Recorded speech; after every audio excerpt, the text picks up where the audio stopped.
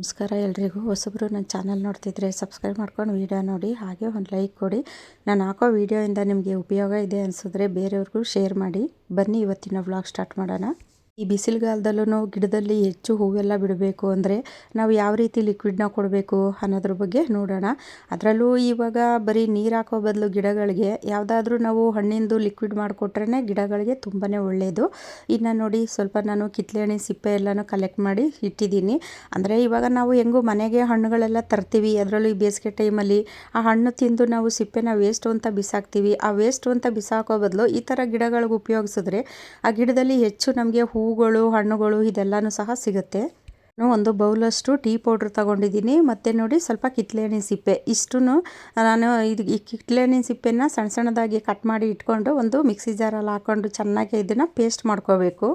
ಕಿತ್ಳೆಹಣ್ಣಿನ ಸಿಪ್ಪೆನ ನೀವು ಒಣಗಿಸಿ ಪೌಡ್ರ್ ಮಾಡಿನೂ ಸಹ ಇಟ್ಕೋಬೋದು. ಇಲ್ಲ ಅಂದರೆ ಈ ರೀತಿ ಹಸಿದನ್ನು ರುಬ್ಬಿಟ್ಟು ನಾವು ಗಿಡಗಳಿಗೆ ಉಪಯೋಗಿಸ್ಬೋದು. ನೋಡಿ, ಇವಾಗ ನಾನು ಸ್ವಲ್ಪ ಟೀ ಪೌಡ್ರು ಮತ್ತು ಕಿತ್ಳೆಹಣ್ಣಿನ ಸಿಪ್ಪೆ ಎಲ್ಲನೂ ಹಾಕಿ ಚೆನ್ನಾಗಿ ರುಬ್ಕೊಂಡಿದ್ದೀನಿ. ನೋಡಿ, ಈ ಥರ ರುಬ್ಕೊಂಡ್ರೆ ಸಾಕು. ಅಂದರೆ ತುಂಬ ನೈಸಲ್ಲಿ ರುಬ್ಕೋಬೇಕು. ಈಗ ನಾವು ಈ ದೋಸೆ ಹಿಟ್ಟಿಗೆಲ್ಲ ರುಬ್ತೀವಿ ನೋಡಿ, ಆ ರೀತಿ ರುಬ್ಕೋಬೇಕು. ಇನ್ನು ಈ ಟೀ ಪೌಡ್ರಲ್ಲಿ ನೈಟ್ರೋಜನ್, ಫಾಸ್ಫರಸ್, ಪೊಟ್ಯಾಷಿಯಂ, NPK ಇರೋವಂಥ ಅಂಶಗಳು ಹೆಚ್ಚಾಗಿರುತ್ತೆ. ಇನ್ನು ಈ ಕಿತ್ಳೆಹಣ್ಣಿನ ಸಿಪ್ಪೆಲೂ ಅಷ್ಟೇ ತುಂಬ ಹೇರಳವಾಗಿರುತ್ತೆ. ಅದರಲ್ಲೂ ಈಗ ನಾವು ಮುಖಕ್ಕೆಲ್ಲ ತುಂಬಾ ಒಳ್ಳೆಯದು. ಈ ಕಿತ್ಳೆಹಣ್ಣಿನ ಸಿಪ್ಪೆನ ಪೇಸ್ಟ್ ಮಾಡಿ ಮುಖಕ್ಕೂ ಸಹ ಹಚ್ಚುತ್ತಾರೆ. ಅದೇ ರೀತಿ ಗಿಡಗಳಿಗೂ ಅಷ್ಟೇ ತುಂಬಾ ಒಳ್ಳೆಯದು ಈ ಕಿತ್ಳೆಹಣ್ಣಿನ ಸಿಪ್ಪೆ. ಹಾಗಾಗಿ ನಾನು ಈ ಕಿತ್ಳೆಹಣ್ಣಿನ ಸಿಪ್ಪೆ ಮತ್ತು ಟೀ ಪೌಡ್ರ್ ಎರಡೂ ರುಬ್ಕೊಂಡು ನಾನು ಈ ಗಿಡಗಳಿಗೆ ಹಾಕ್ತಾ ಇದ್ದೀನಿ. ನೋಡಿ, ಇವಾಗ ಅದು ಎರಡೂ ರುಬ್ಬಿದ್ದಾಯಿತು. ಇದ್ರ ಜೊತೆ 1/4 ಸ್ಪೂನಷ್ಟು ನಾನು ಅರಿಶಿನ ಹಾಕ್ಕೊತಾ ಇದ್ದೀನಿ. ಅರಿಶಿನ ಏನು ಸ್ವಲ್ಪ ಜಾಸ್ತಿ ಆದ್ರೂ ಏನೂ ಸಮಸ್ಯೆ ಆಗೋದಿಲ್ಲ.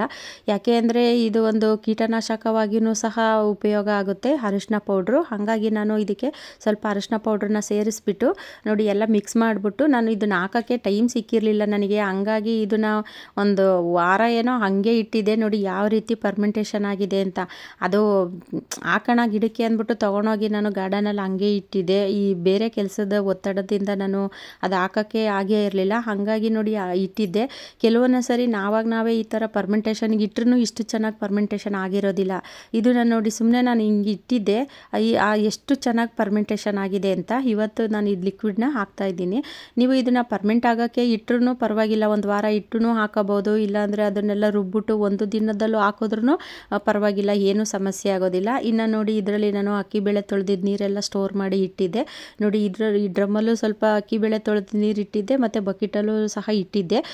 ಇದು ಅಕ್ಕಿಬೇಳೆ ತೊಳೆದಿದ್ದ ನೀರಿಗೇ ನಾನು ಅದನ್ನು ಹಾಕಿ ಮಿಕ್ಸ್ ಮಾಡಿ ಗಿಡಗಳಿಗೆ ಹಾಕ್ತೀನಿ. ನೀವು ಅಕ್ಕಿಬೇಳೆ ತೊಳೆದಿದ್ದ ನೀರು ಸ್ಟಾಕ್ ಇಲ್ಲ ಅಂತ ಅಂದರೆ ನೀವು ಪ್ಲೈನ್ ನೀರಿಗೇ ಮಿಕ್ಸ್ ಮಾಡಿ ಹಾಕೋಬಹುದು. ಅಕ್ಕಿಬೇಳೆ ತೊಳೆದಿರೋ ನೀರಲ್ಲಿ ಮಿಕ್ಸ್ ಮಾಡಿ ಹಾಕಿದ್ರೇ ಇನ್ನೂ ಒಳ್ಳೆಯದು. ನಾನು ಅಕ್ಕಿ ಎಲ್ಲ ತೊಳೆದು ಕ್ಲೀನ್ ಮಾಡಿ ಸ್ವಲ್ಪ ಮಿಷಿನಿಗೆಲ್ಲ ಕೊಡೋಣ ಅಂತ ಅಂದ್ಬಿಟ್ಟು ಅಕ್ಕಿ ಎಲ್ಲ ಕ್ಲೀನ್ ಮಾಡಿ ತೊಳೆದಿದ್ನಲ್ಲ, ಅದರದ್ದು ಜಾಸ್ತಿ ಬಂದಿತ್ತು ಅಕ್ಕಿ ಬೇಳೆ ತೊಳೆದಿದ್ದ ನೀರು. ಹಂಗಾಗಿ ನಾನು ಆ ಡ್ರಮ್ಮಿಗೆ ತುಂಬಿಸಿ ಇಟ್ಟಿದ್ದೆ. ಇನ್ನು ಡೈಲಿ ಕಲೆಕ್ಟ್ ಮಾಡಿದ್ದೆಲ್ಲ ಈ ಬಕೆಟಲ್ಲಿ ತುಂಬಿಸಿ ಇಟ್ಟಿದ್ದೆ. ಹಂಗಾಗಿ ನೋಡಿ, ಈ ಬಕೆಟಲ್ಲಿ ಇದ್ದಿದ್ದನ್ನೇ ನಾನು ಆ ಡ್ರಮ್ಮೊಳಿಗೆ ಹಾಕ್ಕೊತಾ ಇದ್ದೀನಿ. ಅಂದರೆ ನಾನು ಡೈಲಿ ಅಕ್ಕಿ ಬೇಳೆ ತೊಳೆದಿದ್ದ ನೀರೆಲ್ಲನೂ ಸಿಗುತ್ತಲ್ಲ, ಅದೆಲ್ಲ ಕಲೆಕ್ಟ್ ಮಾಡಿ ಒಂದು ಬಕೆಟಲ್ಲೋ ಅಥವಾ ಒಂದು ಡ್ರಮ್ಮಲ್ಲೋ ಹಾಕಿ ಸ್ಟೋರ್ ಮಾಡಿ ಇಟ್ಟಿರ್ತೀನಿ. ಇನ್ನು ನಮ್ಮನೇಲಿ ಬಾಳೆಹಣ್ಣು ತಿಂದಿದ್ದೆಲ್ಲನೂ ನೋಡಿ, ಆ ಸಿಪ್ಪೆ ಎಲ್ಲನೂ ಅದರಲ್ಲೇ ಹಾಕಿರ್ತಾರೆ. ಈ ಥರ ಹಾಕಿದ್ರೆ ಏನು ಸಮಸ್ಯೆ ಆಗೋದಿಲ್ಲ. ಅದರಲ್ಲೂ ಚೆನ್ನಾಗೆ ಕೊಳ್ತು, ಅದರಲ್ಲಿರೋವಂತಹ ಸತ್ವ ಎಲ್ಲ ಬಿಟ್ಕೊಂಡಿರುತ್ತೆ. ನೋಡಿ, ಅದರಲ್ಲಿ ಇದ್ದಿದ್ದು ಬಾಳೆಹಣ್ಣಿನ ಸಿಪ್ಪೆ ಎಲ್ಲನೂ ಸ್ವಲ್ಪ ಅದರಲ್ಲೇ ಕಿವುಚ್ಬಿಟ್ಟು ತೆಗೆದು ಎತ್ತಿಟ್ಟಿದ್ದೀನಿ. ಮತ್ತು ಇನ್ನು ನೋಡಿ, ಇದಕ್ಕೆ ನಾನು ಒಂದು ಸ್ವಲ್ಪ ಹಾಕ್ಕೊತಾ ಇದ್ದೀನಿ. ನೋಡ್ಕೊಳ್ಳಿ, ಇದು ಹೆಚ್ಚು ಕಮ್ಮಿ ಆದ್ರೂ ಏನು ಸಮಸ್ಯೆ ಆಗೋದಿಲ್ಲ. ಇದು ಯಾಕೆಂದರೆ ಇದು ಆರ್ಗಾನಿಕ್ ಆಗಿರೋದ್ರಿಂದ ಗಿಡಗಳಿಗೆ ಸ್ವಲ್ಪ ಜಾಸ್ತಿ ಕಡಿಮೆ ಆದ್ರೂ ಏನು ಸಮಸ್ಯೆ ಆಗೋದಿಲ್ಲ. ಹಂಗಾಗಿ ನಾನು ಅದನ್ನು ಸ್ವಲ್ಪ ಇದರಲ್ಲಿ ಹಾಕ್ಕೊಂಡು ಚೆನ್ನಾಗಿ ಮಿಕ್ಸ್ ಮಾಡಿ ಇದನ್ನು ಇನ್ನೂ ಒಂದು 2-3 ಬಕೆಟು ನಾನು ನೀರು ಹಾಕ್ಕೊತಾ ಇದ್ದೀನಿ. ಯಾಕೆ ಅಂತಂದರೆ ನನ್ನ ಗಿಡಗಳು ಜಾಸ್ತಿ ಇರೋದ್ರಿಂದ ಸಾಕಾಗೋದಿಲ್ಲ. ಹಾಗಾಗಿ ನಾನು ಇದು ಒಂದು ಡ್ರಮ್ಮು ಫುಲ್ಲು ನೀರು ಹಾಕ್ಕೊತಾ ಇದ್ದೀನಿ. ಈ ಥರ ಲಿಕ್ವಿಡ್ನ ನೀವು ಎಲ್ಲ ಗಿಡಗಳಿಗೂ ಸಹ ಕೊಡ್ಬೋದು. ಹಣ್ಣಿನ ಗಿಡ, ತರಕಾರಿ ಗಿಡ, ಹೂವಿನ ಗಿಡ, ಪ್ರತಿಯೊಂದು ಗಿಡಗಳಿಗೂ ಸಹ ಕೊಡ್ಬೋದು. ಇಂಥದ್ದೇ ಗಿಡಕ್ಕೆ ಅಂತ ಏನೂ ಇಲ್ಲ. ಯಾಕೆಂದರೆ ಎಲ್ಲ ಗಿಡಗಳು ಕೊಟ್ಟರು ಎಲ್ಲ ಗಿಡದಲ್ಲೂ ಹೆಚ್ಚಾಗಿ ಹೂವು, ಹಣ್ಣು, ತರಕಾರಿ ಇದೆಲ್ಲನೂ ಸಹ ಸಿಗುತ್ತೆ. ನೋಡಿ, ಇವಾಗ ನಾನು ಅದು ಇನ್ನೂ ಹಸಿ ಪ್ಲೈನ್ ನೀರು ಹಾಕ್ಬಿಟ್ಟು ಚೆನ್ನಾಗಿ ಮಿಕ್ಸ್ ಮಾಡ್ಕೊತಾ ಇದ್ದೀನಿ. ಅಂದರೆ ನಾನು ಆವಾಗಲೇ ಹೇಳ್ದಂಗೆ ನನ್ನ ಗಾರ್ಡನ್ನಲ್ಲಿ ಗಿಡಗಳು ಜಾಸ್ತಿ ಇರೋದ್ರಿಂದ ಅದು ಸಾಕಾಗೋದಿಲ್ಲ ಅಂದ್ಬಿಟ್ಟು ನಾನು ಇನ್ನೂ ಸ್ವಲ್ಪ ಅದಕ್ಕೆ ಎಕ್ಸ್ಟ್ರಾ ಪ್ಲೈನ್ ನೀರನ್ನ ಸೇರಿಸ್ತಾ ಇದ್ದೀನಿ. ಬೇಸಿಗೆ ಟೈಮಲ್ಲಿ ಹೆಚ್ಚು ಈ ಥರ ಲಿಕ್ವಿಡ್ ಎಲ್ಲ ಕೊಟ್ರೇ ಗಿಡಗಳಿಗೆ ಒಳ್ಳೆಯದು. ಅದರಲ್ಲೂ ಇನ್ನು ಗಟ್ಟಿ ಇರೋವಂತಹ ಗೊಬ್ಬರಗಳನ್ನ ಕೊಡೋ ಬದಲು ಈ ಥರ ಲಿಕ್ವಿಡ್ ಎಲ್ಲ ಮಾಡಿ ಕೊಟ್ಟರೆ ಒಳ್ಳೆಯದು ಅಂತ ನನ್ನ ಅನಿಸಿಕೆ. ಅದರಲ್ಲೂ ಇವಾಗೆಲ್ಲ ಹಣ್ಣಿನ ಸೀಸನ್ ಆಗಿರೋದ್ರಿಂದ ಮತ್ತು ಪ್ರತಿಯೊಂದು ಹಣ್ಣಿನ ಲಿಕ್ವಿಡನ್ನು ಸಹ ಮಾಡಿ ನೀವು ಇದನ್ನು ವಾರಕ್ಕೊಮ್ಮೆ ಅಥವಾ 15 ದಿನಕ್ಕೊಮ್ಮೆ ನೀವು ಲಿಕ್ವಿಡ್ ಕೊಟ್ರೂ ಒಳ್ಳೆಯದು. ನೋಡಿ ನಾನು ಸ್ವಲ್ಪ ಕನಕಾಂಬರ ಗಿಡಗಳು ಮತ್ತು ಕನಕಾಂಬರ ಅಂತಲೇ ಇಲ್ಲ, ಯಾವ ಗಿಡಗಳಿಗಾದ್ರೂ ಕೊಡ್ಬೋದು ನೀವು. ಅದರಲ್ಲೂ ಈ ಲಿಕ್ವಿಡ್ನ ಎಲ್ಲ ಗಿಡಗಳಿಗೂ ಕೊಡ್ಬೋದು. ನಾನಿವತ್ತು ನನ್ನ ಗಾರ್ಡನಲ್ಲಿ ಯಾವ್ಯಾವ ಗಿಡಗಳಿದೆ ಆ ಎಲ್ಲ ಗಿಡಗಳಿಗೂ ಸಹ ಕೊಡ್ತಾಯಿದ್ದೀನಿ. ದಾಸವಾಳ ಆಗಿರ್ಬೋದು, ಮಲ್ಲಿಗೆ, ಕನಕಾಂಬರ, ಹಣ್ಣಿನ ಗಿಡಗಳು, ಪ್ರತಿಯೊಂದು ಗಿಡಗಳಿಗೂ ಸಹ ಕೊಡ್ತಾಯಿದ್ದೀನಿ.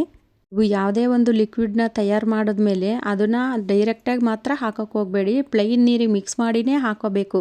ಯಾಕೆ ಪ್ಲೈನ್ ನೀರಿಗೆ ಮಿಕ್ಸ್ ಮಾಡಿ ಹಾಕಬೇಕು ಅಂದರೆ, ನೀವು ಡೈರೆಕ್ಟಾಗಿ ಹಾಕಿದ್ರೆ ಗಿಡ ಸುಟ್ಟೋಗೋ ಚಾನ್ಸು ಸಹ ಇರುತ್ತೆ. ಅದಕ್ಕೋಸ್ಕರ ನೀವು ಪ್ಲೈನ್ ನೀರಲ್ಲಿ ಮಿಕ್ಸ್ ಮಾಡಿನೇ ಈ ಗಿಡಗಳಿಗೆ ಹಾಕಬೇಕು. ಈ ಥರ ಲಿಕ್ವಿಡ್ ಎಲ್ಲ ಗಿಡಗಳಿಗೆ ಕೊಡೋದ್ರಿಂದ ನಾವು ಅದರಿಂದ ಹೆಚ್ಚು ಇಳುವರಿನೂ ಸಹ ಪಡ್ಕೋಬೋದು. ಇನ್ನೂ ನೋಡಿ ನನ್ನ ಗಾರ್ಡನಲ್ಲಿ ಎಷ್ಟು ಚೆನ್ನಾಗಿ ಹೂಗಳು ಮೊಗ್ಗುಗಳಿಂದ ಎಲ್ಲ ತುಂಬಿಕೊಂಡಿರುತ್ತೆ. ಅದರಲ್ಲೂ ಈ ಕಿತ್ಳೆಹಣ್ಣಿನ ಸಿಪ್ಪೆ ಮತ್ತು ಅರಶಿನ ಪೌಡ್ರು, ಈ ಕಾಫಿ ಪೌಡ್ರನ್ನ ಬಳಸಿರೋದ್ರಿಂದ ಮಣ್ಣಿನ ಫಲವತ್ತತೆಯೂ ಸಹ ಹೆಚ್ಚಾಗುತ್ತೆ. ನೋಡಿ ನಾನು ಈ ಚಿಕ್ಕ ಚಿಕ್ಕ ಗಿಡಗಳಿರುತ್ತಲ್ಲ ಅದಕ್ಕೆ ನಾನು ಹಾಕ್ತಾಯಿಲ್ಲ ಲಿಕ್ವಿಡ್ನ, ಬರೀ ನಾನು ದೊಡ್ಡ ಗಿಡಗಳಿಗೆ ಮಾತ್ರ ಹಾಕ್ತಾಯಿದ್ದೀನಿ. ಸ್ವಲ್ಪ ನಾವು ಕಟಿಂಗ್ಸ್ ಎಲ್ಲ ಇಟ್ಟಿರ್ತೀವಿ ನೋಡಿ, ಈ ಸೇವಂತಿಗೆ ಆಗಿರ್ಬೋದು, ಬೇರೆ ಚಿಕ್ಕ ಚಿಕ್ಕ ಗಿಡಗಳೆಲ್ಲ ಇಟ್ಟಿರ್ತೀವಲ್ಲ ಅದಕ್ಕೆಲ್ಲ ನಾನು ಹಾಕೋದಿಲ್ಲ ಲಿಕ್ವಿಡ್ನ, ಬರೀ ದೊಡ್ಡ ಗಿಡಗಳಿಗೆ ಮಾತ್ರ ಹಾಕ್ತಿದ್ದೀನಿ. ಇನ್ನು ನೋಡಿ ಇದು ಸಪೋಟ ಗಿಡ, ಈ ಸಪೋಟ ಗಿಡದಲ್ಲೂ ಸಹ ಹಣ್ಣುಗಳೆಲ್ಲ ಸ್ಟಾರ್ಟ್ ಆಗಿದೆ. ಮತ್ತು ನೋಡಿ ಇದು ಮಾವಿನ ಗಿಡ, ಈ ಮಾವಿನ ಗಿಡದಲ್ಲೂ ಸಹ ನೋಡಿ ಸಣ್ಣ ಸಣ್ಣದು ಕಾಯಿಗಳು ಎಲ್ಲ ಸ್ಟಾರ್ಟ್ ಆಗಿದೆ. ಅದರಲ್ಲಿ ಎಷ್ಟು ಉಳಿಯುತ್ತೋ ಎಷ್ಟು ಬಿದ್ದೋಗುತ್ತೋ ಗೊತ್ತಿಲ್ಲ, ನೋಡಬೇಕು. ನಮ್ಮ ಕೈ ಸಿಕ್ಕಿದಾಗಲೇ ಅದು ಹಣ್ಣುಗಳು ನಮ್ಮ ಕೈಗೆ ಸಿಕ್ತು ಅಂತ ಖುಷಿ ಅಷ್ಟೇ, ಅಲ್ಲಿವರೆಗೂ ಏನೂ ಮಾಡೋಕ್ಕಾಗೋದಿಲ್ಲ. ಇನ್ನು ನೋಡಿ ಇದು ದಾಳಿಂಬೆ ಗಿಡಕ್ಕೂ ಅಷ್ಟೇ, ನೀವು ಪ್ರತಿಯೊಂದು ಹಣ್ಣಿನ ಗಿಡ ಆಗಲಿ ಹೂವಿನ ಗಿಡಗಳಿಗಾಗೂ ಸಹ ನೀವು ಹಾಕ್ಬೋದು. ಇಂಥದ್ದೇ ಗಿಡಕ್ಕೆ ಅಂತ ಏನಿಲ್ಲ. ಮತ್ತು ಆದಷ್ಟು ಕಟಿಂಗ್ಗಳಿಗೆ ಹಾಕೋದನ್ನು ಅವಾಯ್ಡ್ ಮಾಡಿ. ಕಟಿಂಗ್ಗಳಿಗೆ ಮಾತ್ರ ಈ ಥರ ಲಿಕ್ವಿಡ್ ಎಲ್ಲನೂ ಹಾಕೋಕ್ಕೆ ಹೋಗಬೇಡಿ. ಯಾಕೆ ಲಿಕ್ವಿಡು ಈ ಕಟಿಂಗ್ಗಳಿಗೆ ಹಾಕ್ಬಾರ್ದು ಅಂದರೆ, ಅದು ನಾವು ಇಟ್ಟಿದ್ದೇ ಒಂಥರ ಕಟಿಂಗ್ ಆದರೆ ಅದರಲ್ಲಿ ಬರೋ ಹೂವೇ ಬೇರೆ ಥರ ಬಂದ್ಬಿಡುತ್ತೆ. ಅದಕ್ಕೋಸ್ಕರ ನೀವು ಕಟಿಂಗಿಗೆಲ್ಲ ಹಾಕಬೇಡಿ. ಇನ್ನು ಇದು ಸೀಬೆ ಗಿಡ ನೋಡಿ, ಸೀಬೆ ಗಿಡದಲ್ಲೂ ಅಷ್ಟೇ ಅದರಲ್ಲಿ ಇದ್ದಿದ್ದು ಹಣ್ಣುಗಳೆಲ್ಲ ಹಾರ್ವೆಸ್ಟ್ ಮಾಡಿ ಅದಕ್ಕೆ ಇವತ್ತು ನಾನು ಆ ಲಿಕ್ವಿಡ್ನ ಕೊಡ್ತಾಯಿದ್ದೀನಿ. ಅದರಲ್ಲಿ ಇವಾಗ್ಲೂ ಹೊಸದಾಗಿ ಮೊಗ್ಗು, ಹೂವು, ಕಾಯಿ ಇದೆಲ್ಲನೂ ಸಹ ಸ್ಟಾರ್ಟ್ ಆಗಿದೆ. ಹಣ್ಣಿನ ಗಿಡದಲ್ಲಿ ಈ ಥರ ಹೂವು, ಮೊಗ್ಗು, ಕಾಯಿಗಳೆಲ್ಲ ಸ್ಟಾರ್ಟ್ ಆದಾಗ ನಾವು ಈ ಥರ ಒಂದು ಲಿಕ್ವಿಡ್ ಕೊಟ್ಟಾಗ ಆ ಗಿಡಗಳಿಗೆ ಏನೋ ಒಂಥರ ಆನಂದ. ನಮಗೆ ಇವಾಗ ಇಷ್ಟವಾಗಿರೋದನ್ನ ಹಣ್ಣಾಗಲಿ ಒಂದು ಪಾನೀಯ ಆಗಲಿ ನಾವು ಕುಡಿದಾಗ ನಮಗೆ ಎಷ್ಟು ಖುಷಿಯಾಗುತ್ತೆ ನೋಡಿ, ಅದೇ ರೀತಿಯೇ ಗಿಡಗಳಿಗೂ ಅಷ್ಟೇ. ಗುಲಾಬಿ ಗಿಡ ಆಗಿರ್ಬೋದು, ಯಾವುದೇ ಒಂದು ಗಿಡಗಳಿಗೂ ಸಹ ನೀವು ಕೊಡ್ಬೋದು ಈ ಲಿಕ್ವಿಡ್ನ. ನೋಡಿ ನನ್ನ ಗಾರ್ಡನಲ್ಲಿ ಗುಲಾಬಿ ಹೂವೆಲ್ಲ ಎಷ್ಟು ಚೆನ್ನಾಗಿದೆ. ನಾನು ಈ ಗುಲಾಬಿ ಗಿಡಗಳಿಗೂ ಸಹ ಹಾಕ್ತಾಯಿದ್ದೀನಿ ಈ ಲಿಕ್ವಿಡ್ನ. ಈ ಥರ ಲಿಕ್ವಿಡ್ನ ನೀವು 15 ದಿವಸಕ್ಕೊಮ್ಮೆ ಕೊಟ್ರೂ ಸಾಕು. ಈ ವಿಡಿಯೋ ಇಷ್ಟ ಆದರೆ ಬೇರೆಯವ್ರಿಗೂ ಶೇರ್ ಮಾಡಿ, ಹಾಗೆ ಒಂದು ಲೈಕ್ ಮಾಡಿ. ಮುಂದಿನ ವಿಡಿಯೋದಲ್ಲಿ ಸಿಗ್ತೀನಿ. ಎಲ್ರಿಗೂ ಧನ್ಯವಾದಗಳು.